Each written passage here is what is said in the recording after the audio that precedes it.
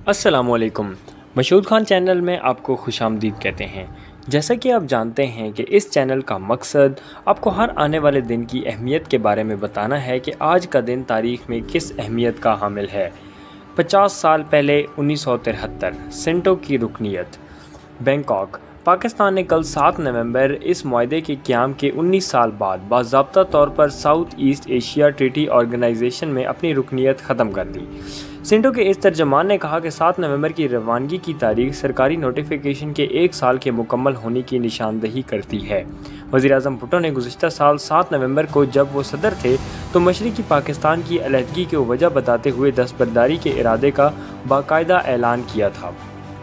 पाकिस्तान ने सेंटो और अमेरिका के साथ 1959 के दो तरफ़ा फ़ौजी मुआहदे में अपनी रुकनीत बरकरार रखी है। तर्जुमान ने कहा कि आखिरी पाकिस्तानी एहलकार तकरीबन 3 माह कबल सेंटो के हेडक्वार्टर से निकला था।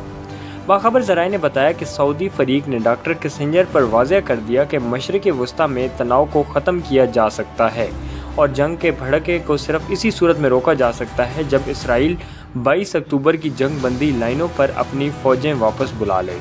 दरिया असना, जैसा कि रियाद से खबर रसा एजेंसियों ने रिपोर्ट किया है, कायरा और ओमान में बातचीत के बाद आने वाले अमरीकी वज़ीर ख़ारजा डॉक्टर हेनरी किसिंजर ने आज रात 8 नवंबर को यहाँ शाह फैसल, कायम मकाम वज़ीर ख़ारजा उमर स्कॉफ और दीगर सऊदी वली अहद से मुलाकात की। सोनोलेडेंस को आराम की एक मखसूस फ़िज़ा के तौर पर बयान किया गया। Thanks for watching.